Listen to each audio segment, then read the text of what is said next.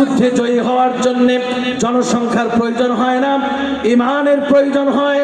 ইমান যদি থাকে তাজা, যুদ্ধে যদি সৈন্য সংখ্যা কম হয় তাহলে অধিক জনসংখ্যা আর অধিক সৈন্য সংখ্যার সাথেও তারা যুদ্ধ করে আল্লাহর সাহায্যে বিজয়ী হয়ে যায়। আল্লাহু আকবার। সুতরাং যুদ্ধে, বদরের যুদ্ধে সাহাবায়ে কেরাম জয়ী হয়েছিলেন। মুসলমানের সংখ্যা ছিল কম, জয়ী হয়েছিলেন তার কারণ ইমান। উহুদের যুদ্ধে মুসলমানের সংখ্যা ছিল কম, যুদ্ধে জয়ী হয়েছেন কারণ ছিল ইমান।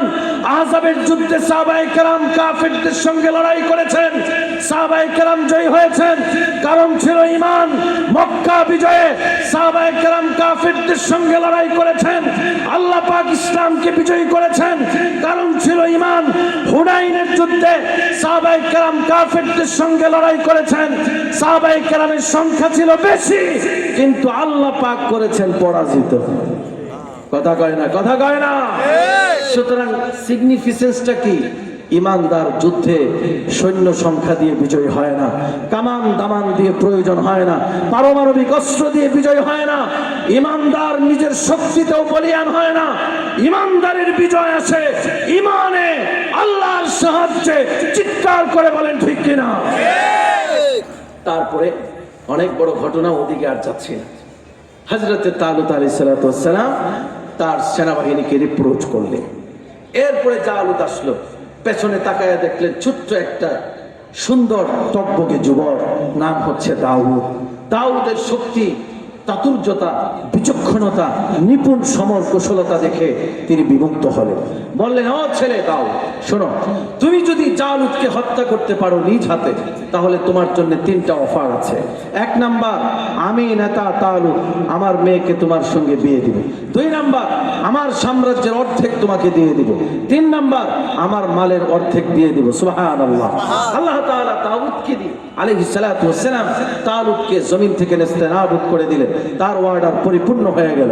ফাজামুহুম বিইذنিল্লাহ ওয়া কাতালা দাউদ জালুত ওয়া আতাহুল্লাহুল মুলক ওয়াল হিকমা ওয়া আল্লামাহু মিম্মা ইয়াশা।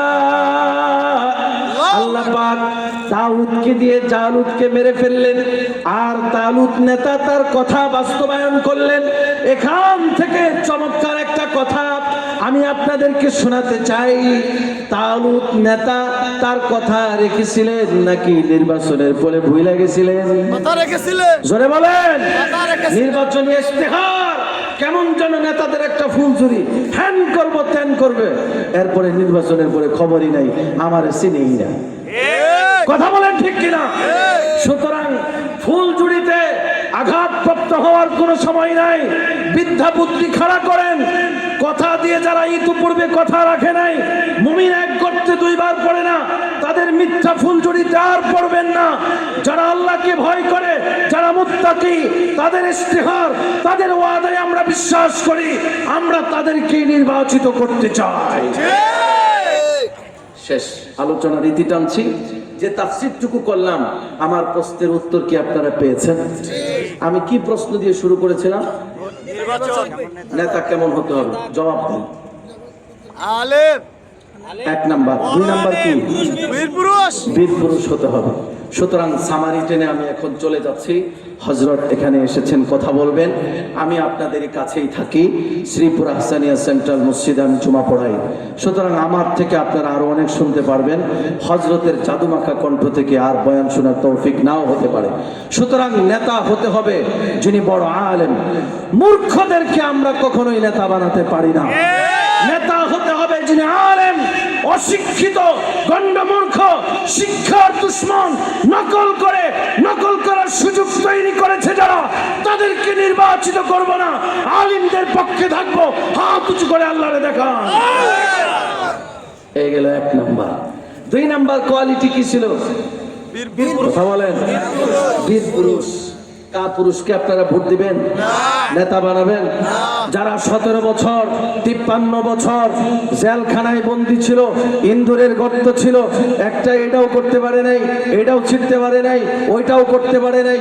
মাত্র হাঁটুর বয়সী বাচ্চারা জালিমের বিরুদ্ধে লড়াই করে জালিমকে দুজকে পাঠিয়ে জেলখানা কবমুক্ত করে দিলেন। তারা যখন জমিনে বের হয়ে আসলো, প্রশংসা করা দূরে থাক, বিধাস পালন করা শুরু করলো, ওই বাচ্চাদেরকে আঘাত করতে শুরু করলো। আমার বিপ্লবী বীর হাদিকে শহীদ করেছে, বিপ্লবী বীর পুরুষদেরকে অ্যাটাক করছে, ওলামায়ে কেরামকে ষড়যন্ত্রের শিকার বানাচ্ছে, জনপ্রিয়তায় হিংসা করে ওলামায়ে কেরামদের সঙ্গে নারী কেলেঙ্কারি লাগায় পাবলিক ম্যান্ডেট নষ্ট করছে। সেই কা পুরুষদেরকে কখনোই আমরা নেতা মানতে চাই না। কথা কি বুঝে আসছে? জি কথা কি সবার তো বুঝে আসছে? তো জি বেজাল নাই তো? সোজা সাপটা সহজ সরল 2 পিস কথা বললাম, ইয়াদ রাখবেন। আবার দেখা হবে। ওয়াল লিকা মা আসসালাম ওয়া আখিরু দাওয়ানা আলহামদুলিল্লাহ।